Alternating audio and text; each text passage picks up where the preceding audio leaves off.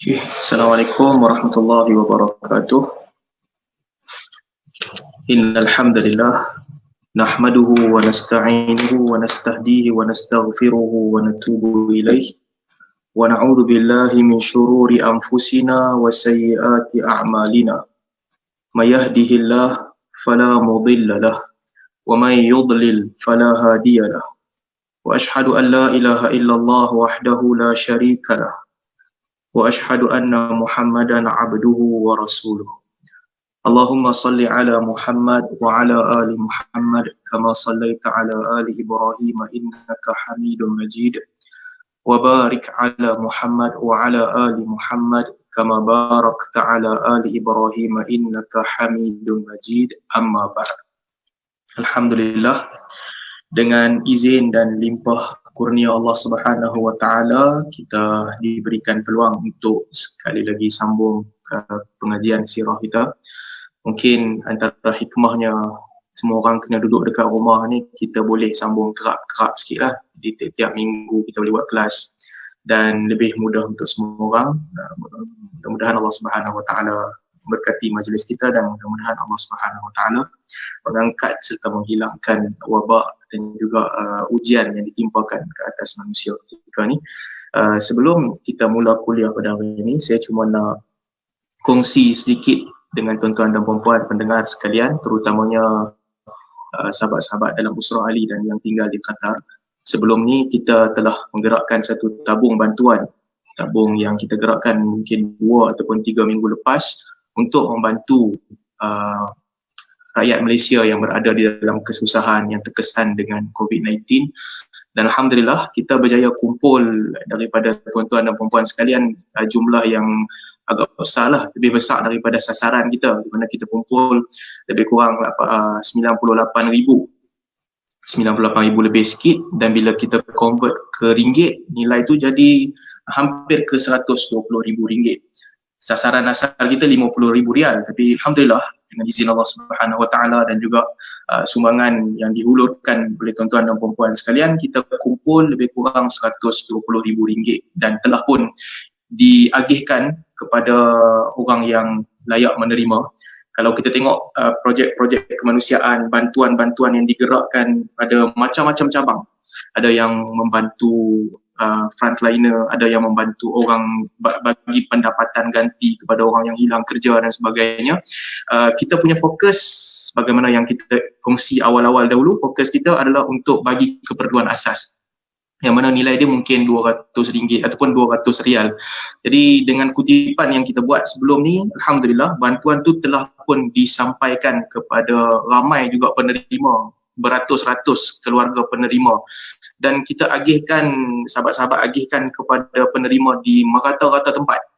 Ada di Sabah, ada di KL, ada di Penang, di Kedah, di Johor, Terengganu dan di tempat-tempat lain. Jadi mudah-mudahan Allah Subhanahu wa taala terima amalan kita dan sedikit sumbangan ini ditulis sebagai amal kebajikan yang kita sama-sama usahakan. Dan insya-Allah kalau diberi peluang, mungkin kita akan lancarkan juga kutipan kedua nanti, barangkali di awal Ramadan, untuk kita terus membantu dan terus berbakti setakat kemampuan kita ataupun sedikit sebanyak daripada apa yang Allah Taala berikan kepada kita. Baik, itu yang pertama. Yang kedua, kita nak sambung hari ini pengajian sirah kita ataupun sejarah Khulafa' Ar-Rashidin. Kalau tuan-tuan masih ingat, minggu lepas last kali kita cerita tentang pembukaan kota Kufah, di mana Sayyidina Umar radhiyallahu anhu memberi izin kepada Sa'ad bin Abi Waqqas radhiyallahu anhu untuk bergerak daripada Madain menuju ke Kufah. Lalu tentera Islam ketika itu telah pun membuka kota Kufah. Dan hari ini kita akan sambung lagi peristiwa yang berlaku pada tahun 17 Hijrah. Okay, pembukaan kota Kufah itu pada awal 17 Hijrah, dan kemudian kita nak sambung tentang perkara-perkara yang berlaku pada tahun 17 Hijrah.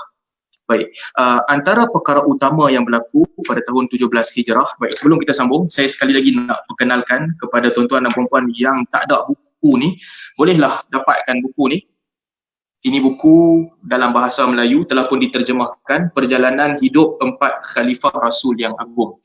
Bila ada buku ni mengaji dia senang sikit, kita boleh buat nota, kita boleh tambah, kita boleh gariskan dan sebagainya.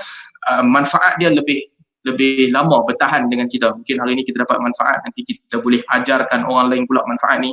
Jadi tuan-tuan yang ada buku, pegang pen, pegang pensel, tandalah benda-benda apa yang rasa patut untuk ditanda. Yang tak ada buku, dapatkan buku. Jadi tuan-tuan boleh ikut satu persatu perjalanan sirah ni.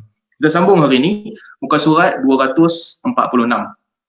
Kedatangan Omar ke Syam pada tahun ke-17 Hijrah. Sebagaimana kita sedia maklum, kita dah cerita sebelum ni, Saidina Abu Bakar radhiyallahu anhu telah menggerakkan tentera yang dipimpin oleh Khalid Al-Walid radhiyallahu anhu sehingga mereka berjaya dalam perang Yarmouk. Dan setelah peperangan Yarmouk ada banyak siri peperangan yang berlaku di zaman Omar Al-Khattab sehingga akhirnya para sahabat telah berjaya membuka kota Syam, mereka berjaya menguasai Palestin dan Baitul Maqdis. Yang ini kita akan cerita nanti, ada bab khas tentang pembukaan Syam. Pada tahun ke-17 Hijrah, Sayyidina Umar radhiyallahu anhu, dia bergerak menuju ke Syam untuk ini kali pertama beliau nak melawat negeri Syam. Tetapi apa yang berlaku pada ketika itu, pada tahun 17 Hijrah, berlaku serangan taun besar-besaran di Syam, di Baitul Maqdis, tahun 17 Hijrah. Ini belum lagi tahun Amawas. Amawas ni nanti kita cerita lain. Jadi tahun ke-17 Hijrah, bila Umar nak pergi ke Syam, negeri Syam ketika itu sedang diserang wabak taun yang besar. Taun ni sebagaimana kita semua maklumlah, dia satu penyakit yang tersebar luas di zaman dahulu. Sangat luas tersebar penyakit taun ni sehingga ramai orang yang meninggal dunia. Dan juga para sahabat mereka kenal taun ni, mereka tahu taun ni dia dibawa oleh bakteria lalat, kita bawa penyakit tu sebarkan kepada manusia, dan apabila terkena pada orang ramai tersebar penyakit taun dan mereka mati. Jadi orang semua tahu penyakit taun. Sebelum nak sambung cerita Syam kena taun ni, saya suka nak panjangkan sedikit di mana Nabi SAW sebut tentang kelebihan Madinatul Munawwarah.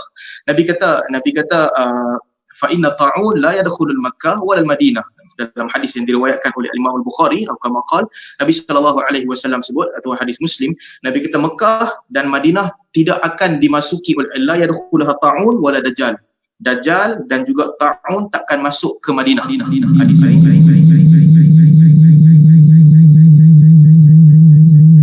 Dalam sebahagian riwayat diceritakan pintu-pintu Madinah, penjuru Madinah akan dijaga oleh malaikat. Jadi ta'un tak masuk Madinah dan juga Dajjal pun tak masuk Madinah. Baik. Kalau tuan-tuan perasan, bila awal-awal masa COVID-19 ni mula tersebar, awal-awal beberapa minggu lepas, sebelum kebanyakan negara kena, ada orang kata Madinah tak masuk, Madinah takkan kena serangan COVID ni, jadi dia selamat. Ada orang tulis, mereka kata walaupun Madinah ni Nabi jamin tak kena penyakit ni, tetapi pemerintah dia bagus, dia ambil inisiatif untuk bersihkan masjid, untuk hilangkan kuman daripada kawasan masjid dan sebagainya. Tindakan bagus. Walaupun Nabi janji penyakit tak masuk Madinah. Ada orang kata macam tu. Cuma saya nak tegaskan dekat sini. Kadang-kadang bila kita cerita tentang perkara yang sedang berlaku sekarang ni, kan, yang sedang berlaku, lebih baik kita tidaklah mentafsirkan hadis dengan tafsiran-tafsiran yang sesuka hati kita. Ataupun jangan kita pilih mana-mana tafsiran yang kita suka, sehingga kadang-kadang tafsiran itu boleh jadi betul, boleh jadi salah. Dan kalau tafsiran itu salah, tiba-tiba Madinah kena COVID-19, orang kata, kan tadi hang abang kata Nabi sebut Madinah tak boleh kena. Macam mana tiba-tiba Madinah boleh kena? Dan sekarang kalau di Saudi yang sangat banyak tersebar daripada Mekah dan Madinah. Jadi apa kita nak jawab? Lepas tu mereka pusing pula. Mereka kata tak, Nabi kata insya-Allah tak dimasuki taun. Jadi taun tak masuk, COVID pun tak masuk juga. Dia pusing kot tu pula.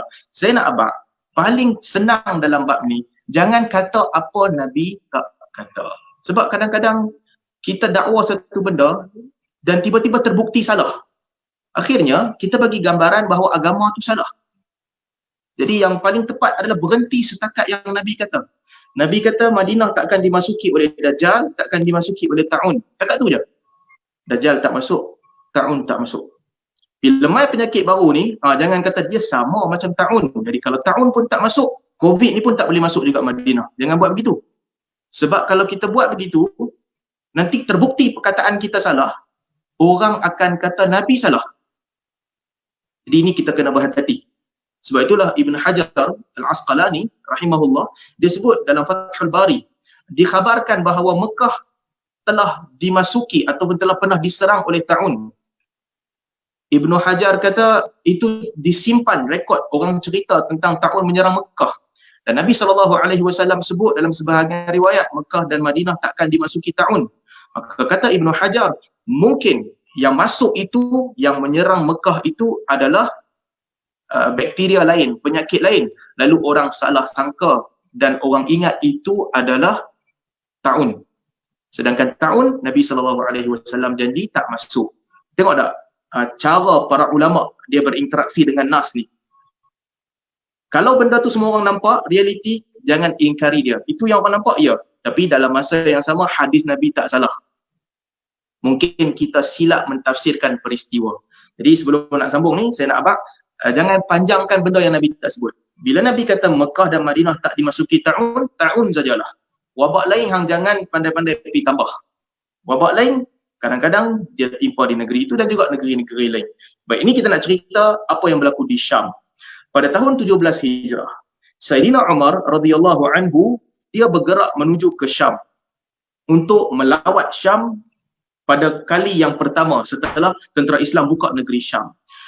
Bila Sayyidina Umar sampai di Syam, ketika itu Abu Ubaidah ibn Jarrah, panglima baru yang menggantikan Khalid Al-Walid yang kita dah sebut dalam cerita yang lepas, Khalid turun pangkat digantikan oleh Abu Ubaidah. Abu Ubaidah bagi laporan kepada Umar. Ya, wahai Umar, di dalam negeri Syam ini ada sedang tersebar penyakit Ta'un. Sekarang hang sampai ke Syam. Jadi silalah masuk, kami habaq siap-siap. Sekarang Ta'un tengah tersebar di sini. Itu situasi semasa. Lalu Sayyidina Umar radhiyallahu anhu, dia pun fikir nak masuk ke tak masuk? Nak masuk ke tak masuk? Syam pada ketika itu ada penyakit. Sayyidina Umar ketika itu dia bagi tahu para sahabat, panggillah al-muhajirun al-awwalun.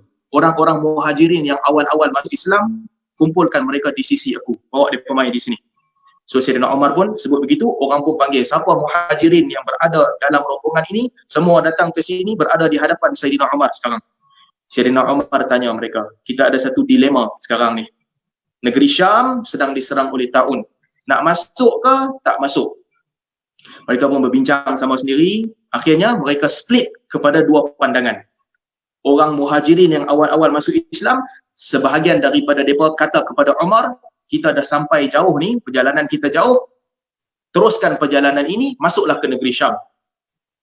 Sebahagian muhajirin yang lain pula kata, wahai Amirul Mukminin, tak wajar untuk kau membawa sahabat-sahabat Nabi pergi masuk ke dalam negeri yang ada penyakit di dalamnya. Mereka split dua pandangan, berbeza pandangan. Kenapa berbeza pandangan? Dia ada dua benda yang penting lah. Satu, tawakal kepada Allah Ta'ala. Itu penting. Yang kedua, kita berusaha untuk mencari jalan yang paling baik. Itu juga penting. Al-sa'yu penting. Tawakkul juga penting. So ada orang dia punya tawakal tu tinggi. Jadi dia mendahulukan tawakal daripada dia masuk sajalah. Kita bertawakal kepada Allah. Ada orang dia meletakkan kedudukan usaha itu lebih tinggi. Lebih baik kita jangan masuk sebab ada penyakit dekat situ. Elakkan penyakit lagi bagus. Sayyidina Umar kata, okey kalau begitu kamu tak dapat kata putus, kamu boleh beransur dulu, pergi tepi sekejap. Umar kata, aku tak dapat keputusan lagi. Umar kata, kemudian Umar panggil pula orang-orang Ansar. Panggil orang Ansar datang ke sini. Orang Ansar sahaja, pembesar-pembesar Ansar datang di sekeliling Umar. Umar pun cerita kepada orang Ansar, kita dah ni ada satu dilema. Negeri Syam diserang penyakit Ta'un. Kita datang jauh dah ni, daripada Madinah sampai ke Syam. Apa hampa punya pandangan? Nak masuk Syam ke ataupun nak patah balik pergi ke Madinah? Orang Ansar pun fikir. Akhirnya mereka pun sama seperti muhajirin, split. Satu kelompok kata jalan dah jauh, teruskan perjalanan masuk ke negeri Syam, tawakal. Sebahagian lagi kata tak boleh, dah tahu dalam tu ada penyakit, nak masuk buat apa, kita balik ke Madinah. Umar kata, okey, kamu boleh beransur, kamu boleh tepi Zat.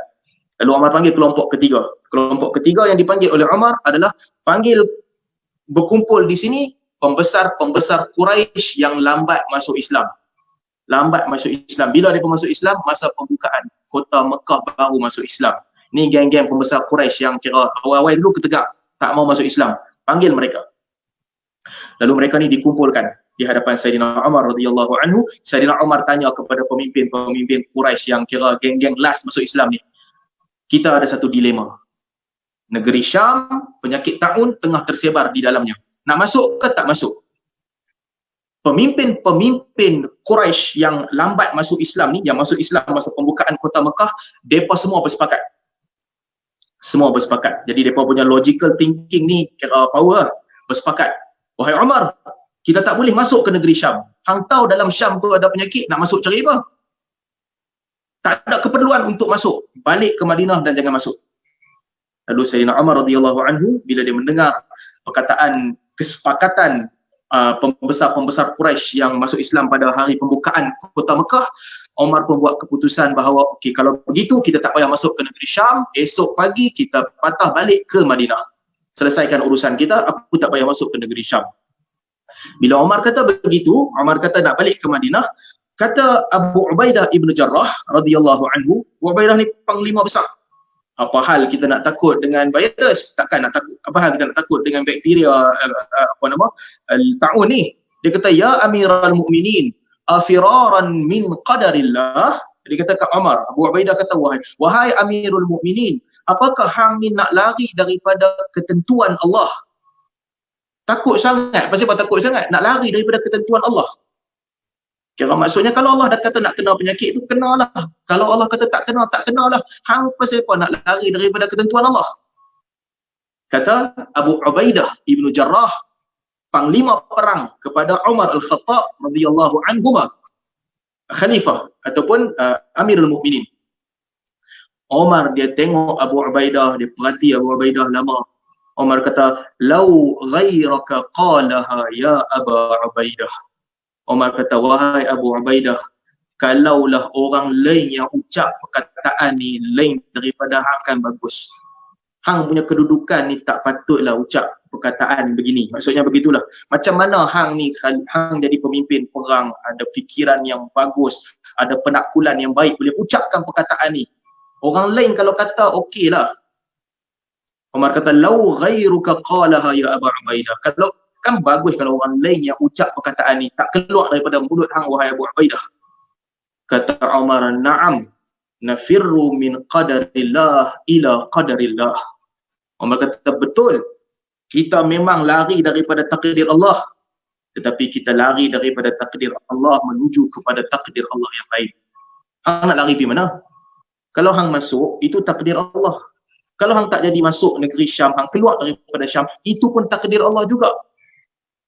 Kata Umar, wahai Abu Ubaidah, kalau hang nak bawa satu unta bawa main, hang nak bawa unta tu pergi makan dekat mana? Satu jalan rumput banyak, boleh bagi unta makan. Satu jalan lagi kering kontang, kosong. Kalau hang bawa unta tu pergi ke tempat yang ada rumput, itu takdir Allah. Kalau hang bawa unta tu pergi ke tempat kering kontang yang kosong, tak ada makanan untuk unta tu nak makan, itu pun takdir Allah. Jadi akhirnya Sayyidina Umar radhiyallahu anhu dia pun ambil keputusan, kita balik ke Madinah, tak jadi masuk ke negeri Syam sebab penyakit tengah tersebar di dalam negeri Syam. Ketika itu datang Abdurrahman bin Auf radhiyallahu anhu. Masa tu dia orang duk bincang lama tadi, dia tak ada. Dia pergi mana jauh sikit, lepas tu dia pun datang mai jumpa Umar. Wahai Umar, apa decision? Umar kata, kita balik. Abdurrahman bin Auf masa tu dia bagi tahu kepada Umar, bagus keputusan ini. Bagus keputusan untuk balik.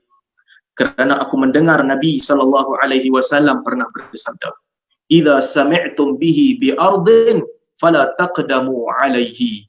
Apabila kamu mendengar taun sedang berlaku di satu negeri, maka janganlah kamu memasuki negeri itu. Wa idza waqa'a bi ardin wa antum biha fala takhruju firaran minhu. Dan apabila taun telah melanda satu negeri sedangkan kamu berada di dalamnya, maka janganlah kamu keluar untuk melarikan diri daripadanya. Jadi ini kata Abdul Rahman bin Auf yang dia dengar daripada Nabi SAW membenarkan perkataan dan pilihan Umar. Membenarkan pilihan Umar. Jadi apa Nabi ajak? Nabi ajak kalau hampa dengar satu negeri itu ada taun, jangan masuk dalam negeri itu. Kalau hampa duduk dalam satu negeri, penyakit tengah tersebar di dalam negeri itu, taun tengah tersebar dalam negeri itu, wabak taun, jangan keluar, duduk di situ. Maka Abdul Rahman bin Auf membenarkan perkataan Umar. Jadi Sayyidina Umar radhiyallahu anhu dia pun balik semula ke Madinah.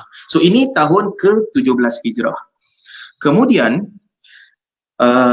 tahun ke-18 Hijrah, okey, setahun selepas tu, tahun ke-18 Hijrah, berlaku lagi satu tahun.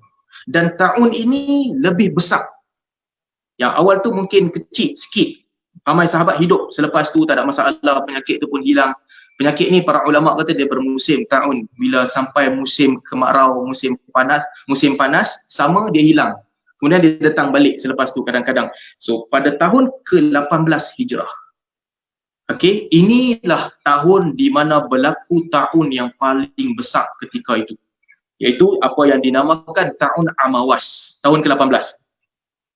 Kata Ibn Hajar Al-Asqalani ataupun kata Ibn Kathir dalam kitab dia Al-Bidayah wa Nihayah, orang ramai salah faham. Orang ingat cerita tadi tu yang Omar jumpa Abu Ubaidah, Omar datang ke Syam tu berlaku tahun ke-18, tapi tak.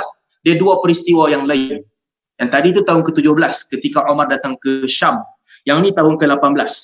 Negeri Syam digegarkan oleh wabak taun yang menyerang dan ramai orang mati pada ketika itu di Syam. Ini yang paling besar, Amawas. Bermula daripada satu perkampungan di Amawas dan tersebar ke semua tempat di Syam.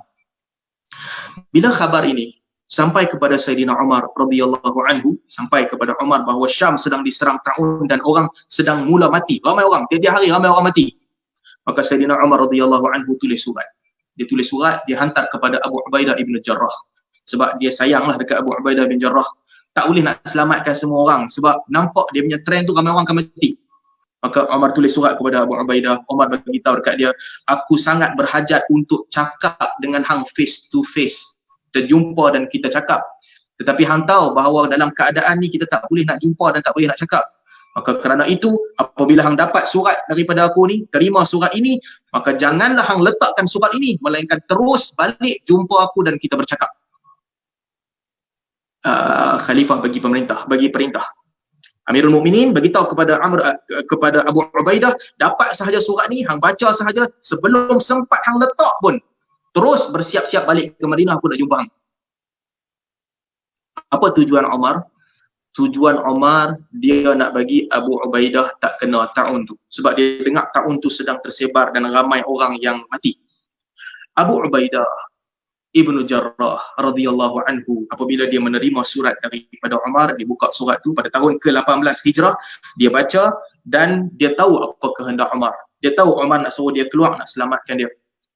Abu Ubaidah pun balas surat Umar, tulis semula kepada Umar, bagi tahu kepada dia, wahai Amirul Mukminin, aku faham apa yang hang nak. Aku tahu hang punya tujuan nak keluarkan aku. Tetapi aku tak boleh meninggalkan tentera berada di sini. Mereka diserang oleh taun dan aku keluar menyelamatkan diri aku seorang-seorang. Itu aku tak boleh buat.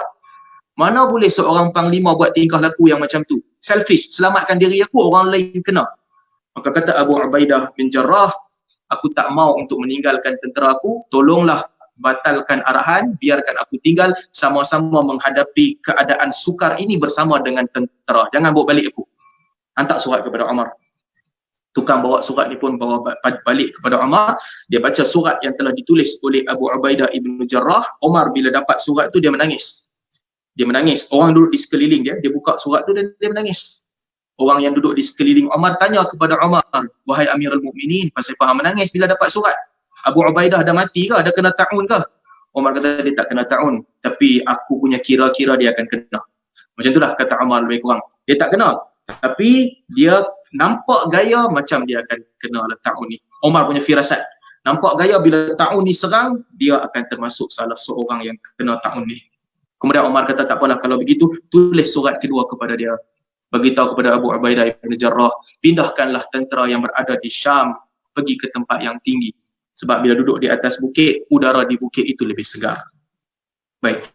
Abu Ubaidah bin Jarrah radhiyallahu anhu, apabila dia dapat surat kedua daripada Amirul Mukminin untuk pindah ke bukit, ketika itu ramai orang mati. Tiap-tiap hari ada sahaja orang mati. Apa yang mereka buat bila taun tersebar? Mereka ikut perintah yang diajarkan oleh Nabi SAW tadilah. Hampa duduk negeri itu jangan keluar. Yang duduk dekat luar jangan masuk ke negeri itu. Kata Abu Ubaidah bin Jarrah ketika dia tengah jalan, ketika itu Abu Musa al-Ash'ari itu ada dengan dia. Abu Musa al-Ash'ari dengar Abu Ubaidah bila dapat surat Amar. Abu Ubaidah beritahu kepada Abu Musa al-Ash'ari, Umar perintahkan kita untuk pergi ke tempat yang tinggi.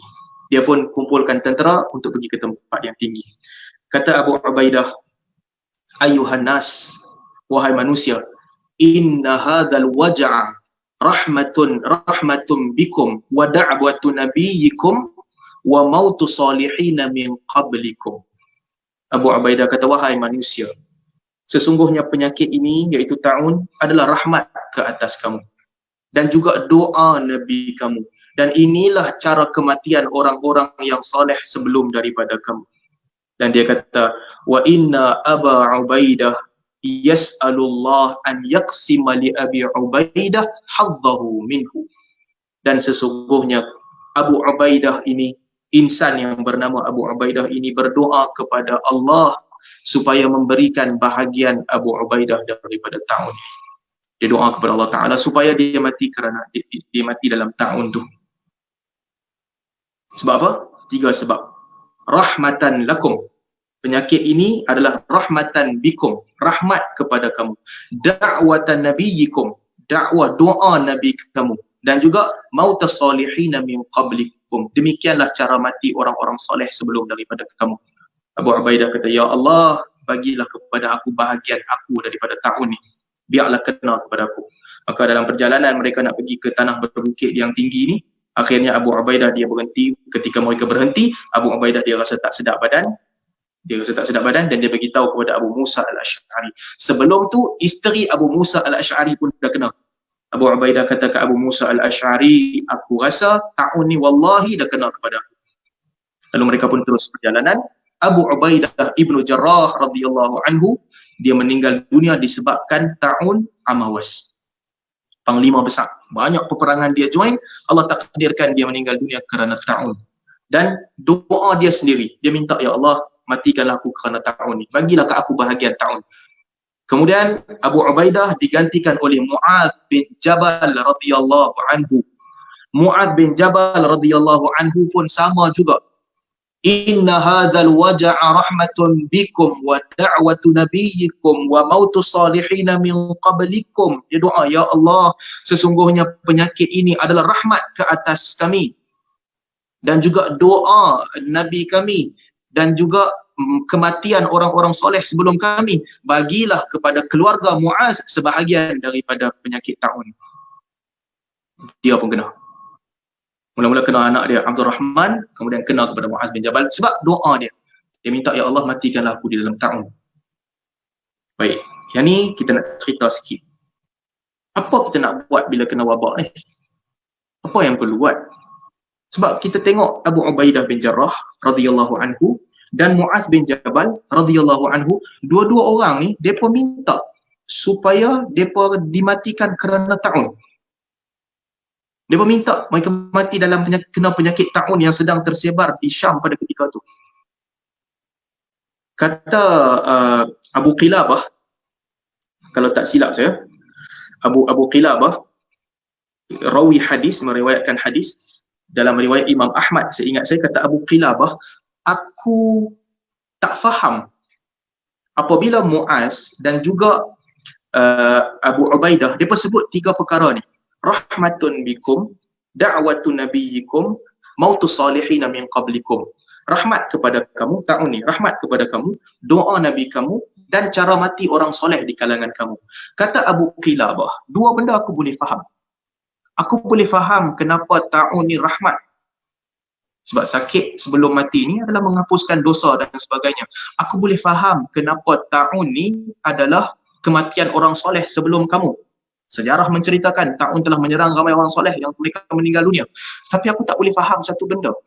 Apa maksud ta'un ni adalah doa Nabi kamu? Apa maksud ta'un ni doa Nabi kamu? Kata Abu Qilabah, aku tak faham. Sehinggalah selepas peristiwa itu, Abu Qilabah kata, aku mendengar hadis yang disampaikan kepada aku, baru dia faham. Apa hadis dia? Ada siapa-siapa nak angkat tangan ke? Tolong isi tempat kosong. Apa hadis dia? Abu Qilabah ni. Kata dia, sehinggalah selepas itu, orang cerita dekat dia, bahawa pada satu malam, Nabi SAW tengah tidur.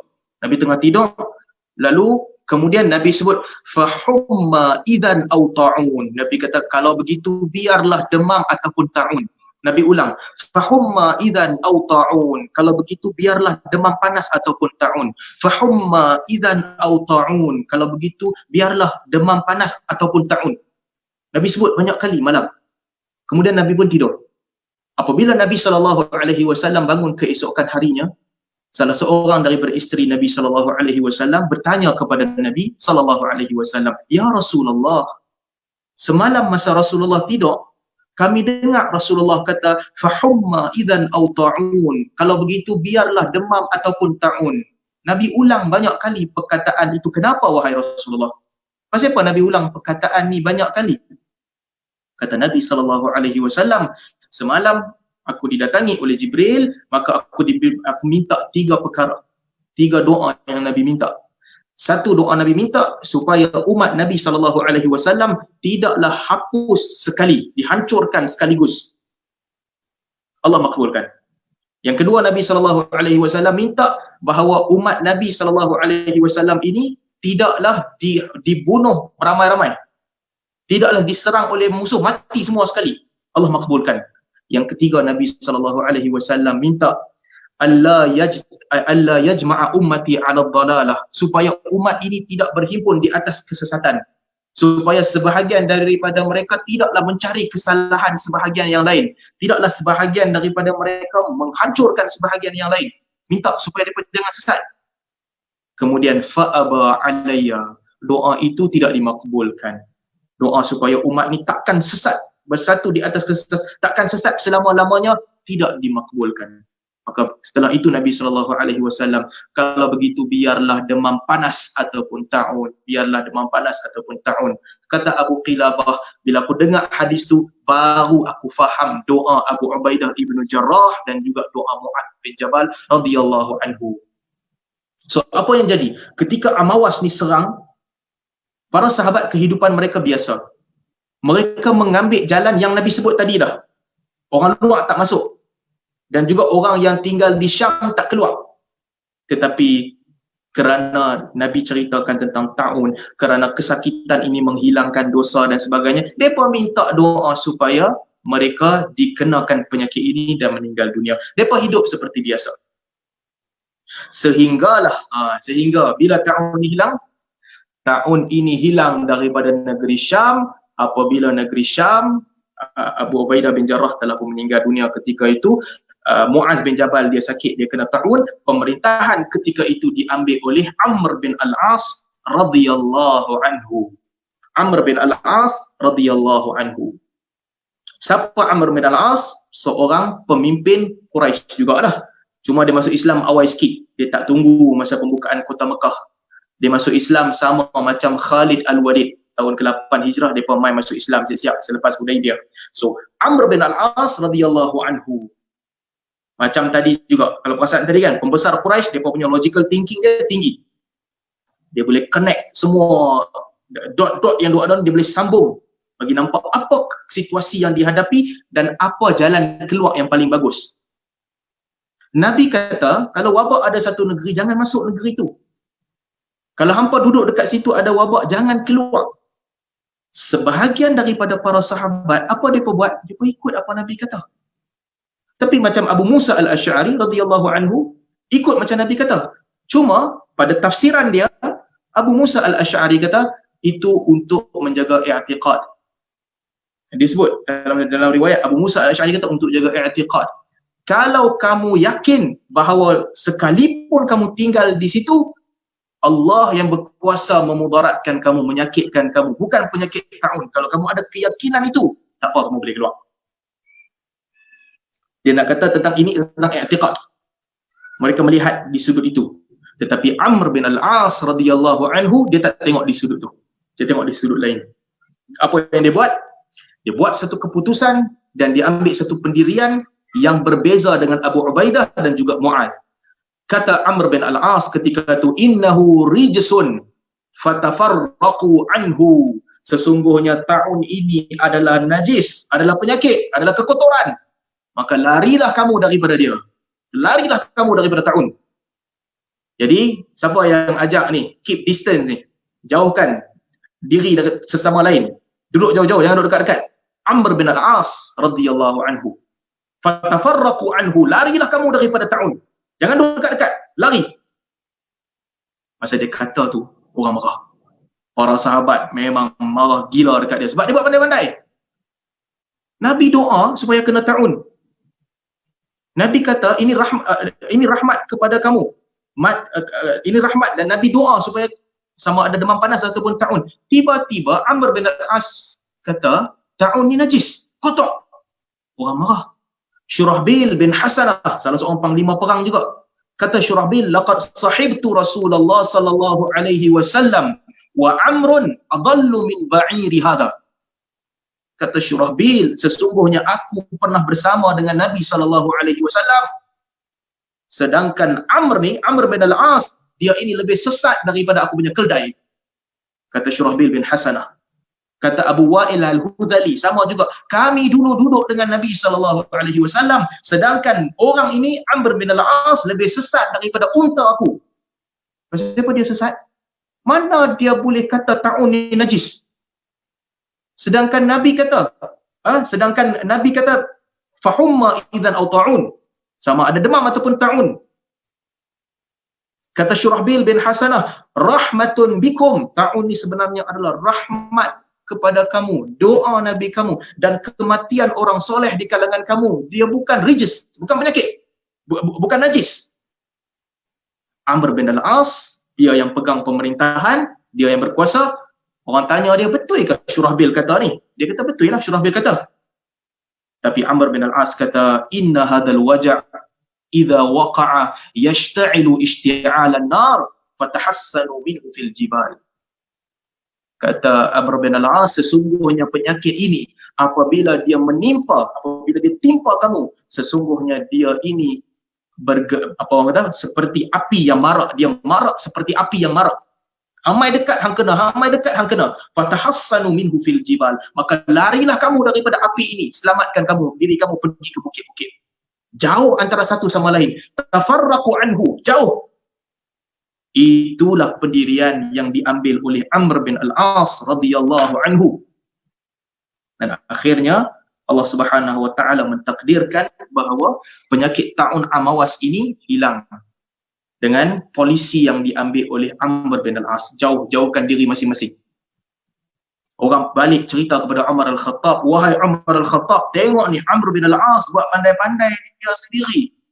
Ada kepatut dia kata ta'un ni rijsun, tahi ataupun najis. Ada kepatut dia suruh kami lari daripada ta'un. Umar tak marah. Falam yakrah, Umar tak menunjukkan kemarahan kepada Amr bin Al-As. Sebab apa? Wallahu a'lam. Sebab Umar mungkin ada kefahaman yang sama dengan kefahaman Amr bin Al-As.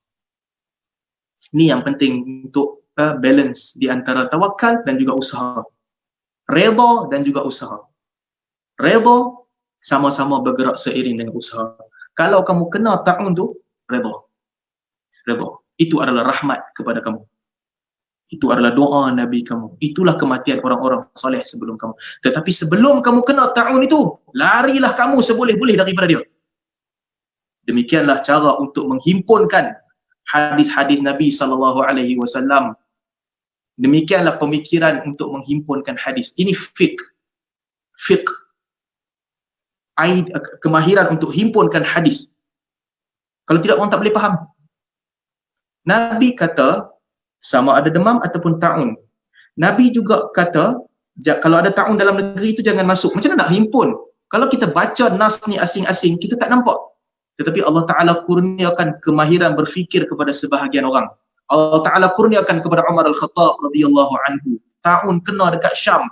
Dia sayang kepada Abu Ubaidah. Abu Ubaidah penting. Terus tulis surat. Abu Ubaidah, hang balik aku nak jumpa hang. Allah kurniakan dalam bab ini juga kepada Amr bin Al-As. Fatafarraqu anhu, larilah kamu daripada taun. Atau fatahassanu minhu fil jibal, selamatkanlah diri kamu dengan kamu berada di atas bukit-bukit. Jadi ini sedikit berkaitan dengan taun Amawas yang menyerang negeri Syam pada tahun ke-18 Hijrah. Yang ramai para sahabat Nabi meninggal dunia dalam tahun ini. Ramai orang mati tiap-tiap hari, ramai di kalangan mereka sahabat Nabi SAW. Mereka ni semua orang-orang besar, panglima perang. Abu Ubaidah, dia meninggal dunia dalam tahun Amawas. Muaz bin Jabal meninggal dunia dalam tahun Amawas. Abu Jandal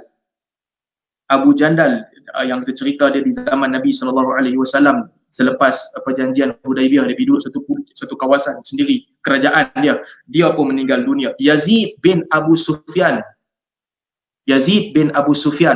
abang kepada Muawiyah bin Abu Sufyan, panglima besar yang kita dah cerita ketika perang Yarmouk, salah seorang leader yang kuat, dia pun meninggal dunia dalam perang ini. Syurahbil bin Hasanah, juga panglima besar. Ini nama-nama besar di kalangan para sahabat Nabi. Mereka meninggal dunia disebabkan oleh tahun Amawas.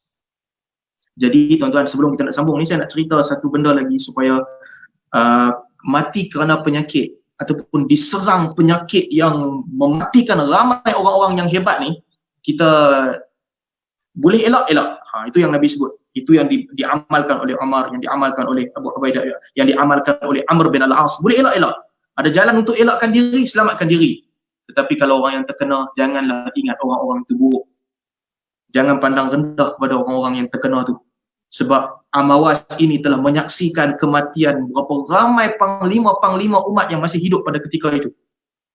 Tokoh-tokoh yang membuka negeri Syam, mereka diragut satu persatu. Abu Musa Al-Ash'ari dia hidup. Dia bawa cerita ni, dia cerita ke orang. Amr bin Al-As dia hidup sebab dia yang susun polisi untuk stop penyebaran taun ni. Tapi ramai di kalangan mereka telah mati pada ketika itu. Itu satulah. Yang kedua saya nak abang, kadang-kadang kita ni bila kita lihat berlaku penyakit macam sekarang kan, musim COVID ni, orang kata ni tanda kiamat, akan berlaku kiamat selepas ni dan sebagainya. Betul lah, penyakit yang datang yang mematikan ramai orang ni tanda kiamat. Disebutkan oleh Nabi SAW, mati ramai orang ni tanda kiamat. Tetapi peristiwa yang berlaku hari ini bukanlah aneh. Dia dah berlaku dah dalam sejarah dulu. Dia dah kena dah kepada para sahabat dulu. Dan ramai di kalangan mereka telah pun tertewas pada ketika dulu. Jadi apa yang berlaku di zaman kita ni, kita doa, minta mudah-mudahan Allah Subhanahu Wa Taala menghindarkan dan menyelamatkan kita daripada bala bencana. Dalam masa yang sama, kita kena tahu bahawa bila kita baca sirah ni, kita tahu dalam sejarah dia dah berlaku dah peristiwa yang seumpama ini. Iaitu paling besar di zaman sahabat adalah Taun Amawas. Jadi selepas daripada peristiwa itu, hilang taun itu, Umar Al-Khattab radhiyallahu anhu, tahun selepas tu baru Umar pergi ke Syam.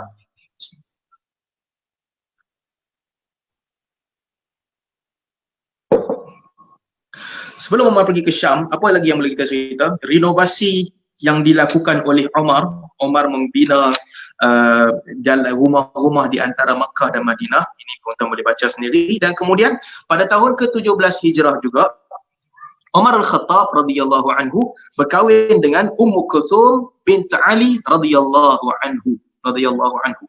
Baik, Umar kahwin dengan Ummu Kulthum. Yang ni dua benda penting kita nak tahu. Satu, saya dah cerita dulu. First sekali, Umar ni berkenan dekat Ummu Kulthum bint Abu Bakar, adik kepada Aisyah bint Abu Bakar. Umar pergi jumpa Aisyah, beritahu ke Aisyah, kita dah cerita dah, beritahu ke Aisyah, hang tolong pergi minang Ummu Kulthum bagi kahwin ke aku. Sebab qarabah, nak kuat hubungan dengan Abu Bakar.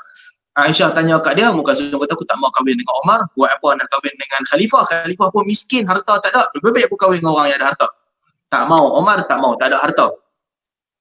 Kemudian orang pun kata Kak Umar lebih baik kahwin dengan Ummu Kalthum bint Ali. Sebab Ummu Kalthum binti Ali ni anak kepada Ali dan anak kepada Fatimah. Kalau Umar kahwin dengan dia, artinya nasab dan juga sabab pertalian dan juga kekeluargaan dengan Nabi ini bersambung. Dalam hadis Nabi SAW kata, kullu sababin wa nasabin munqati'un yawmal qiyamah illa sababi wa nasabi.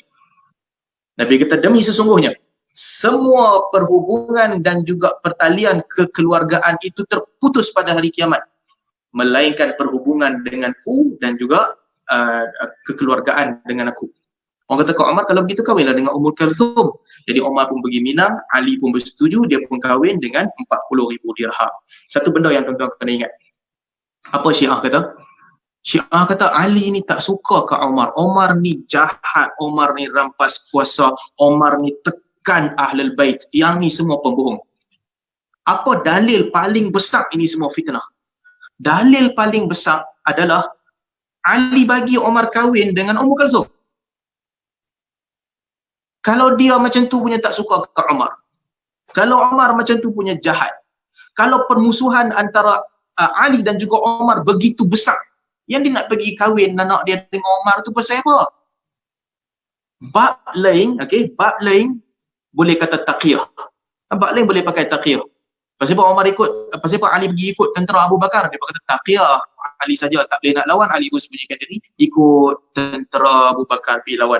Pasal apa Ali terima untuk jadi qadi di zaman Umar? Taqiyah juga, tak boleh nak buat apa, dia pun sembunyikan dia punya tak redha tu, dia diamkan diri. Tapi takkan sampai ke sini pun taqiyah juga. Mana ada orang taqiyah sampai tahap ni? Kalau betul lah ini taqiyah, teruk gila lah Ali. Taqiyah sampai Umar nak bagi kahwin dengan anak dia, tak suka ke Umar, tapi sebab tak apalah, takutnya pasal bagi kahwin. Teruk sangatlah Ali kalau dia buat sebab taqiyah. Ni nak menunjukkan bahawa fitnah Syiah tu tak betul. Hubungan antara Umar dan Ali radhiyallahu anhuma adalah hubungan yang sangat kuat dan sangat baik. Sebab itulah apabila Ali pergi jumpa dengan Aisyah, kata nak minang Ummu Kalthum, Aisyah pergi tanya Ummu Kalthum, hang nak tak kahwin dengan Umar? Ummu Kalthum kata, aku tak mau, dia miskin. Umar pergi jumpa dengan Ali, aku nak kahwin dengan anak Ummu Kalthum, kahwinlah. Ali dengan Umar punya baik. Jadi pada tahun ke-17 Hijrah, salah satu peristiwa besar yang berlaku ketika itu juga adalah perkahwinan antara Umar dan juga Ummu Kalthum radhiyallahu anhuma. Baik. Kemudian setelah perkahwinan itu, ini last lah bab terakhir sebelum kita berhenti pada hari ini. Kisah aneh tentang Khalid Al-Walid dima'zulkan ataupun dipecat daripada Qin Nasrin. Qin Nasrin di Iraq. Khalid ni kan, Khalid ni satu orang yang sebelum Qin Nasrin. Khalid ni, tuan-tuan kena ingat dia, satu orang yang dia ni bukan hati tisu. Kalau orang tanya siapa contoh manusia yang bukan hati tisu, Khalid Al-Walid. Kita ada bab kadang-kadang kita jadi tisu. Ada bab kita simpan perasaan, rasa macam hang buat kat aku sampai hati, hang jatuhkan aku, hang kenakan aku merajuk. Kita yang tu kita merajuk. Ada sampai satu tahap tertentu kita tak tahan, kita merajuk. Yang tu kita. Tetapi nak lihat contoh orang yang tak erti nak merajuk ni siapa? Khalid Al-Walid radhiyallahu anhu. Apa yang dia tak kena? Apa yang dia tak kena? Tapi dia merajuk, dia nakai macam tu jugalah. Dia punya part nakai dia ada juga. Dia pergi buat haji. Dia pergi masuk ke Mekah. Abu Bakar marah dia. Dia tengah duduk di Iraq, tengah menikmati kemenangan di Iraq. Abu Bakar marah dia. Abu Bakar kata, hang jangan bongkak sangat, siapa suruh hang mai haji, ikut jalan biasa, tinggalkan tentera, ikut jalan yang orang tak pernah lalu, jalan jalan baru yang dibuka oleh Khalid. Abu Bakar marah dia, jangan buat begini, jangan tunjukkan amalan. Kerana kesalahan itu aku pecat hang daripada Iraq pergi ke Syam. Tinggalkan tentera di Iraq, pergi ke Syam. Walaupun Abu Bakar punya plan bagus, nak buka Syam pula. Tapi kat orang lain Abu Bakar jemput elok. Abu Bakar bagi tahu kepada Amr bin Al-As, hang duduk buat kerja yang bagus, iaitu kerja yang telah diwakilkan oleh Nabi. Aku nak bagi kat hang kerja yang lagi bagus daripada itu, pergi ke Syam. Abu Bakar minta kat dia elok, pergi ke Syam lebih baik. Kalau hang tak mau, hang boleh stay buat apa yang Nabi suruh. Amr bin Al-As kata, aku pergi, aku ikut apa yang hang nak. Hang khalifah, aku ni mata panah, hang panah aku ke mana aku jalan. Itu Amr bin Al-As. Khalid kena hukum. Khalid kena hukum dengan Abu Bakar. Buat pasal, aku nak ambil Syam, tinggalkan Iraq. Tak apa, orang lain boleh jaga Iraq. Dia pergi. Sampai ke Iraq, sampai ke Syam. Perang. Betul-betul menyelawan. Dalam perang apa nama bukan Yarmouk, satu tempat lagi. Saya lupa. Suka lupa. Yarmouk lah. Okey, bukan Mu'tah, Yarmouk. Sorry, dalam perang Yarmouk. Perang Yarmouk yang kita sebut tadi. Lawan perang dan sampailah Abu Bakar meninggal. Ganti dengan Omar. Omar pecat dia. Hang bukan khalifah, hang bukan panglima lagi, Khalid. Turun pangkat. Turun pangkat dengan cara apa? Ambil separuh daripada harta. Ni bukan main-main tau. Umar bagi tahu dekat Abu Ubaidah, turunkan pangkat Khalid kalau dia mengaku yang dia punya masalah dia buat. Tadi kita dah cerita lah minggu lepas. Turunkan dan ambil separuh daripada harta dia. Selipar dia hang ambil sebelah. Khalid pun kata sam'an wa ta'atan li amiril mu'minin. Aku dengar dan juga taat kepada Amirul Mukminin, dan terus lawan di bawah kepimpinan di bawah kepimpinan Ubaidullah Abu Ubaidah ibnu Jarrah. Dia lawan juga. Ini Khalid. Omar nak buang dia daripada jawatan, tak apa, aku lawan juga. Jadi panglima kecil. Dia pergi buka kota Qin-Nasrin. Jadi kita akan cerita lebih panjang. Dia buka kota Qin-Nasrin. Dia buka dan dia bunuh, dia berjaya mengalahkan ramai orang Kristian, dia kalahkan orang Rom, dia kalahkan orang Al-A'rab, orang-orang perkampungan cuba lari, dia tangkap mereka. Kata Khalid, innakum law kuntum fis sahab la hamalanallahu ilaikum aw la anzalakum ilaina. Khalid tangkap mereka. Khalid kata, hampa ni aku nak abang hampa, orang-orang Arab ni, kalau hampa ni duduk dekat angin sekalipun, nescaya Allah akan angkat kami pergi dekat hang untuk tangkap hampa, ataupun Allah akan turunkan hang mai serah diri dia. Dia buka Qin-Nasrin, pembukaan yang besar. Apabila dia buka Qin-Nasrin, ketika itu satu peristiwa yang berlaku adalah dapat rampasan banyak, harta rampasan perang yang besar. Datang Al-Ash'ath ibnu Qais. Al-Ash'ath ibnu Qais minta dekat Khalid, boleh tak bagi apa harta yang ada kat aku sikit? Khalid bagi dekat dia banyak. Tentera semua tengok, Al-Ash'ath bukan budak-budak, bukan orang kecil, bukan tak ada harta. Dia orang kaya, pasal apa Khalid bagi dekat dia banyak? Orang pergi mengadu kepada Umar. Ni Khalid bukan lagi panglima, dia panglima kecil je, bukan panglima besar dah. Pergi mengadu dekat Umar. Umar tulis surat kepada Abu Ubaidah. Pembawa surat tu adalah Bilal. Bilal bawa surat kepada Abu Ubaidah. Abu Ubaidah pun buka surat. Bila Bilal sampai ke Syam, Abu Ubaidah buka, apabila hang dapat surat ini, panggil Khalid menghadap.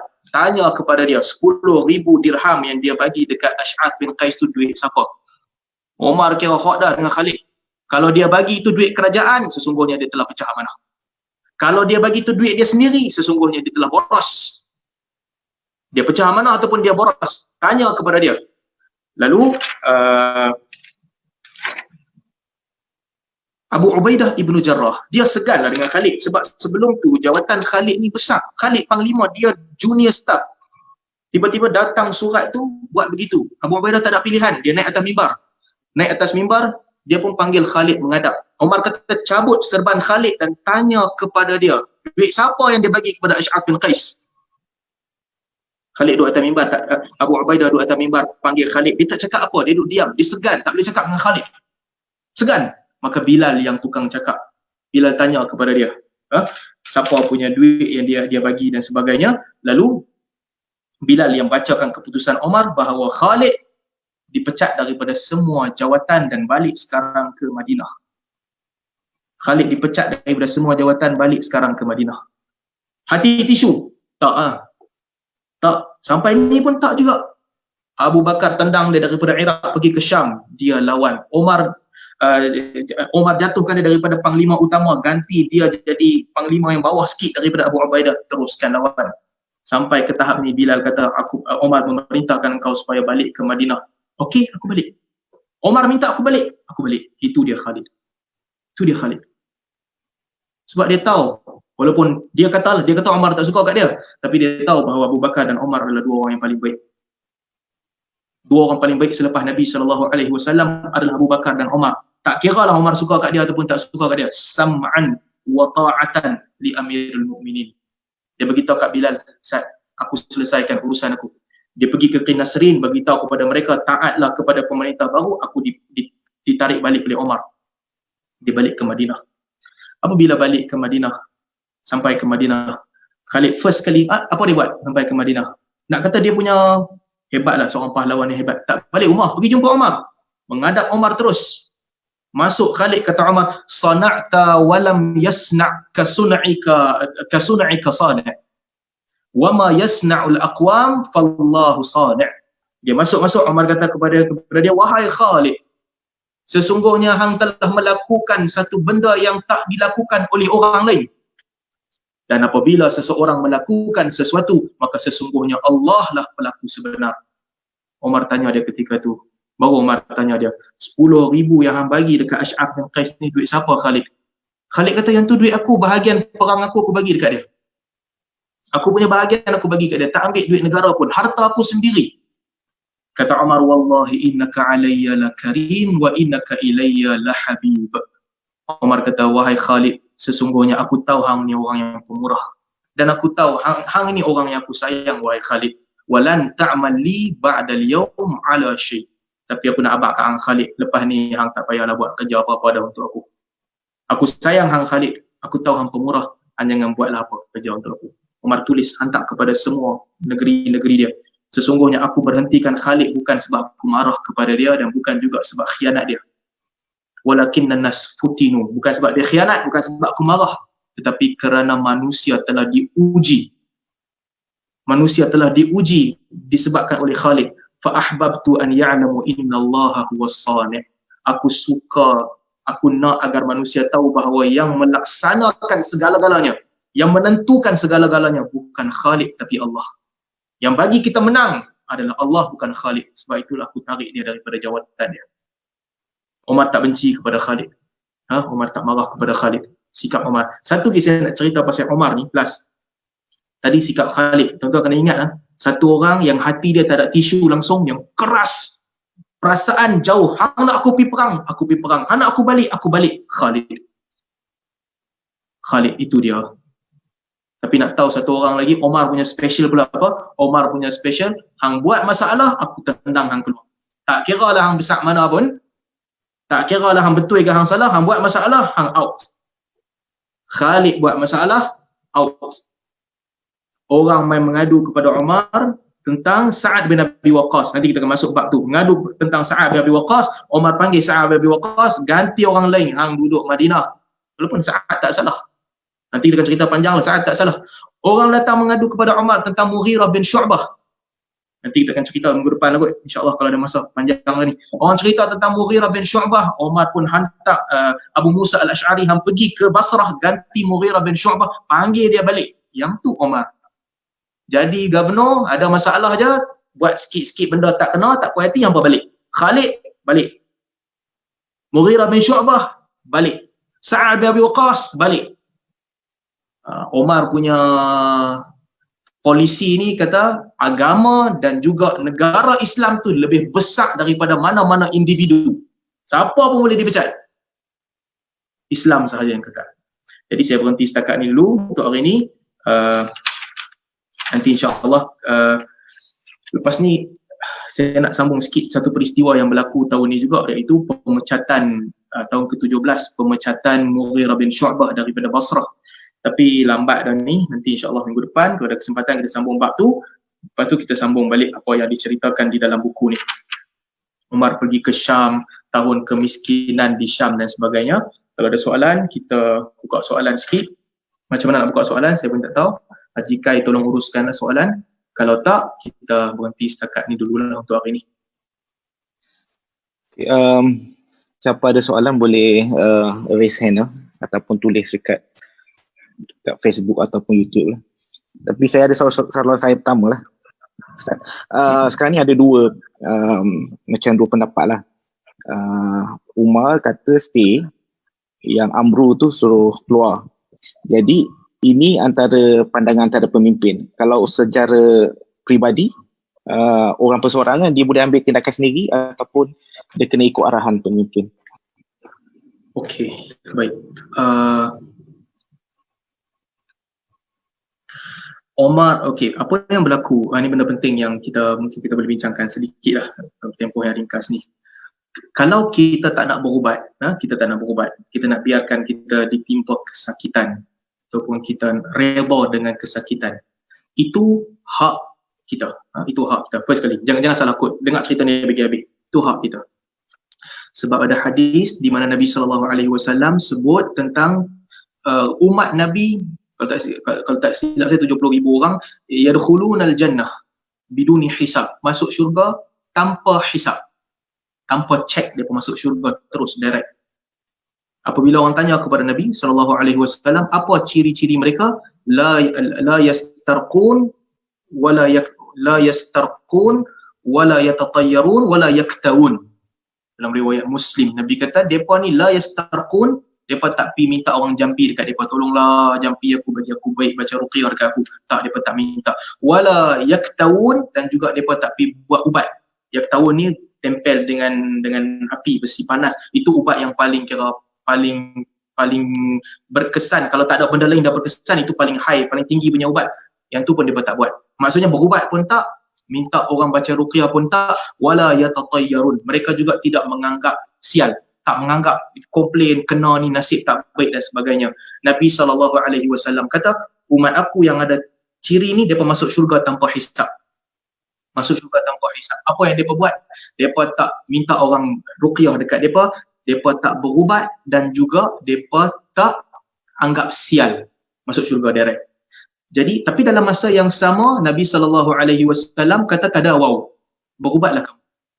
Kerana Allah tak letakkan ubat, melainkan Allah tak turunkan penyakit, melainkan Allah turunkan juga ubat kepada penyakit itu. Jadi, pertama, kena faham bahawa untuk kita mencari ubat dan mengubati diri kita, itu bagus.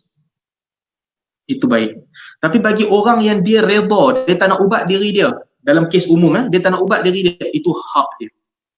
Disebut oleh Nabi SAW, kecuali, ini kecuali apabila tindakan dia itu boleh menyebabkan sakit tersebar kepada orang lain, wabak penyakit sebagai contoh. Kalau dia tak nak berubat, bukan dia seorang sahaja mati, dia boleh sebarkan wabak tu kepada orang lain. Akhirnya orang lain pun mati sekali dengan dia. Kerana dia tak mau berubat, orang lain pun kena sekali. Maka dalam kes ini, kes ni spesifik, kerajaan ada hak untuk paksa orang tu berubat walaupun dia tak mau. Boleh paksa dia.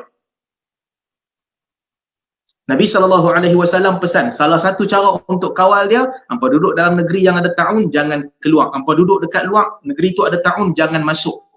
Abu Ubaidah bin Jarrah sebagai pemimpin pada ketika itu, keputusan dia, tafarraqu anhu, lari kamu daripada ta'un, jangan duduk rapat-rapat, jangan duduk sama-sama, pergi ke bukit-bukit. Jadi kalau penyakit itu berjangkit, kerajaan ada hak untuk memaksa orang berubat. Sebab kalau hang tak berubat, bukan hang seorang je kena mudarat, mudarat tu kena ke orang lain sekali. Yang ni kita kena faham. Sakit tu apa? Kalau kena kanser yang teruk, nak buat kemoterapi ke tak nak buat? Tak nak buat.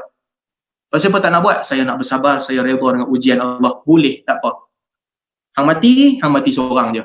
Kalau hang betul-betul bertawakal dengan Allah, mudah-mudahan Allah masukkan hang ke dalam syurga. Tak apa, boleh. Tapi hang kena virus ataupun hang kena bakteria, hang kena apa-apa, infection yang kalau hang tak berubat, orang lain pun kena sekali. Dalam kes ni, kerajaan boleh paksa hang berubat. Hang kena berubat. Sebab untuk menjaga maslahatul ammah, menjaga kesihatan orang ramai. Jadi itu sedikit sebanyak tentang jawapan ni. So dalam kes corona ni, COVID-19 tak ada pilihan.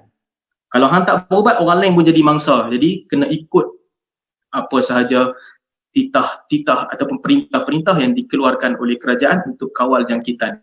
Tak ada pilihan dalam bab ni, tak ada pilihan. Wallahu a'lam. Ada soalan di Zoom, Ustaz. Soalan di Zoom, macam mana saya nak baca? Di chat. Boleh tolong baca? Soalan dia, Umar buka Palestin tu tahun berapa Ustaz, di mana Abu Ubaidah hosting dia di situ. Lepas tu cuba nak memahami hadis tadi, apabila Nabi berdoa demam atau tahun, adakah ketika itu Nabi menunjukkan kesedihannya apabila Allah tidak makbulkan doanya? Okey. bila Umar pergi ke Syam, pembukaan kota Syam berlaku sebelum itu, tahun ke-16, 15 sebelum tu. Nanti kita akan baca panjang lebar tentang pembukaan Syam. Cuma Umar pergi tahun ke-17, dia try nak pergi, tak berjaya, ada tahun dia balik. Dia pergi semula tahun ke-18, selepas Amawas ni dah reda sedikit, ketika itu Umar pergi. Tahun ke-18, Umar pergi semula ke Syam. Itu tentang Umar. Dan nanti kita akan cerita panjang lah, sebab cerita Syam ni, penulis buku ni dia letak di bab yang belakang, jadi cerita perang tak masuk lagi. Cerita perang sebagaimana yang disebut oleh Pak Memon, dia datang kemudian. Dia satu bab khas, buku khas untuk perang sahaja. Nanti kita cerita tentang pembukaan Syam, pembukaan Iraq dan sebagainya. Yang kedua, kenapa Nabi SAW sebut fahumma idzan au ta'un, maka oleh itu biarlah demam ataupun ta'un. Ketika itu gambaran keadaan ketika itu adalah Nabi SAW sedih kerana doa Nabi SAW tidak dimakbulkan untuk umat ini tidak berpecah belah. Hadis tu ulama ada khilaf, sebab Abu Qilabah ni para ulama kritik dia sebab dia tidak menyaksikan Amawas. Dia tidak menyaksikan Amawas, masa tu dia tak ada di situ. Dan juga dia tak cerita dia dengar hadis ni daripada siapa. Tapi hadis ni diriwayatkan oleh Imam Ahmad, jadi sanad dia terputus. Cuma Abu Qilabah adalah orang yang dipercayai dan mimpi Nabi SAW, 3 doa Nabi tu juga diriwayatkan dalam hadis-hadis lain, serta peristiwa Amawas juga diriwayatkan oleh orang-orang lain. Jadi secara keseluruhan cerita ini adalah cerita yang datang dengan riwayat-riwayat lain yang kuat. Ada reaksi Nabi SAW, gambaran cerita itu menunjukkan bahawa Nabi SAW sedih kerana doa Nabi yang ketiga itu tidak dimakbulkan oleh Allah Subhanahu Wa Taala. Okey, selesai kita hari ni.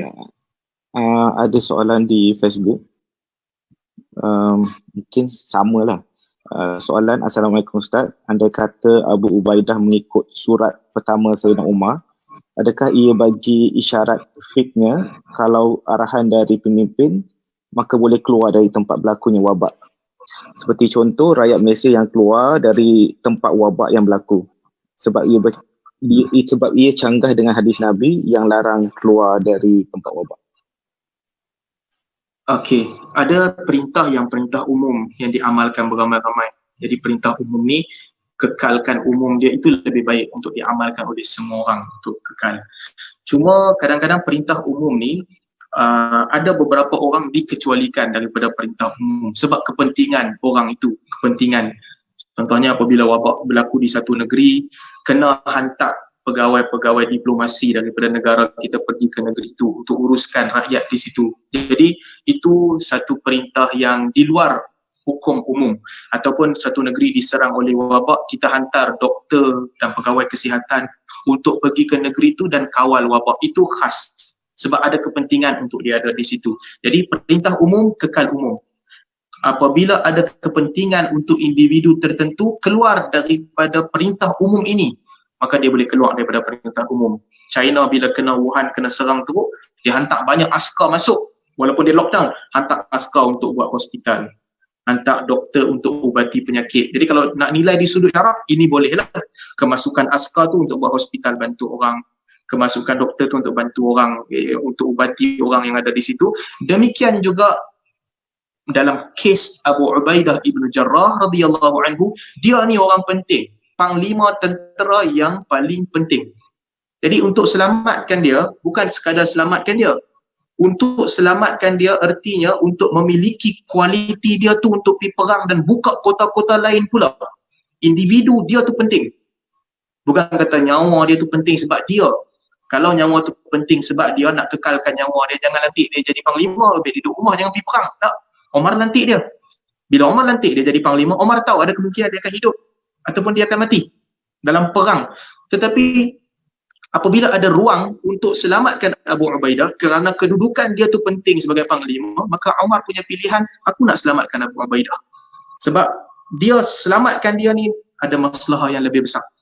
Itu untuk kita menjustifikasi perkataan Umar pada ketika itu. Dia tak bercanggah dengan nas. Sebab menyelamatkan orang-orang tertentu ni okey. ataupun orang-orang tertentu yang keluar daripada kaedah umum, okey. Tapi dalam masa yang sama, keperwiraan dan semangat setia kawan Abu Ubaidah juga sangat kuat di situ. Aku datang dengan tentera aku, kami kena musibah sama-sama dengan tentera aku, tolonglah aku wahai Amirul Mukminin, jangan panggil aku balik, biarkan aku di sini. Dan dia ambil keputusan yang sangat kuat pada ketika itu untuk korbankan diri dia bagi bersama dengan tentera. Wallahu a'lam. Ni soalan dari YouTube. Boleh Ustaz terangkan sikit apa maksud dalam buku agar mereka tidak terfitnah? Agar mereka tidak terfitnah, la yaftin walakinnan nasa futinu. Baik, ini perkataan kat mana boleh ni? Okey. Sesungguhnya aku tidak mencopot Khalid. Mencopot ni bahasa apa saya pun tak tahu. Cuma dalam teks Arabnya disebutkan, Omar kata, inni lam a'zil Khalid an sakhtatin wala khiyanah. Aku bukanlah memecat Khalid disebabkan aku marah kepada dia ataupun dia melakukan khianat. Bukan sebab tu. Walakinnan nasa futinu. Tetapi manusia telah difitnah. Apa maksud manusia telah difitnah? Manusia telah difitnah ni banyak maksud dia. Kita nampak perempuan cantik, lalu kita pun rasa tertarik dengan perempuan tu, itu difitnah. Dan fitnah dalam kes ni bukan kes perempuan tu, itu lain. Fitnah dalam kes ni adalah manusia rasa, don't worry, Khalid ada mesti menangnya. Itu fitnah. Pi perang Mu'tah punya ramai Rom, mati 3 panglima Islam, dapat kat Khalid menang dan balik. Jangan risau, Khalid ada, kita boleh menang. Iraq, satu persatu negeri Iraq buka, Khalid ada, kita menang. Perang Yarmouk, besar gila, Khalid menang juga. Akhirnya, futinu, orang difitnah. Orang mula fikir bahawa selagi ada Khalid, selagi itulah kita akan menang. Jangan risau, Khalid ada, kita mesti menang. Kata Umar, fa ahbabtu an ya'lamu anna Allah was-sani'. Aku nak supaya orang tahu bahawa yang merencanakan dan menjayakan ini semua adalah Allah Subhanahu Wa Taala, bukannya Khalid. Khalid ada ke tak ada ke, Allah Taala yang menentukan segala-galanya. Kalau Allah takdirkan kita menang juga. Kalau Allah takdirkan kita kalah, kita kalah. Tak ada kena mengena dengan Khalid. Jadi apa maksud manusia difitnah? Difitnah itulah maksudnya. Mereka rasa bahawa kita menang ni pasal ada Khalid. Wallahu a'lam. Kalau ada soalan lain, saya rasa nanti kita kumpul dulu, nanti kuliah akan datang, sebelum start kuliah kita jawab soalan. Okey tak Haji Rai? Okey. Dah tak ada soalan lagi. Okey, jadi saya berhenti setakat ni dulu. Terima kasih kepada tuan-tuan yang mengikuti siri ini. InsyaAllah kalau ada kesempatan, nanti kita akan sambung lagi cerita seterusnya. Bagi yang belum beli buku, bolehlah beli buku ni di mana-mana tempat yang tuan-tuan boleh dapati dia. Aqulu qawli hadha wa astaghfirullah li wa lakum wa lisairil muslimin. Subhanakallahumma wa bihamdik asyhadu an la ilaha illa anta astaghfiruka wa atubu ilaik. Assalamualaikum warahmatullahi wabarakatuh.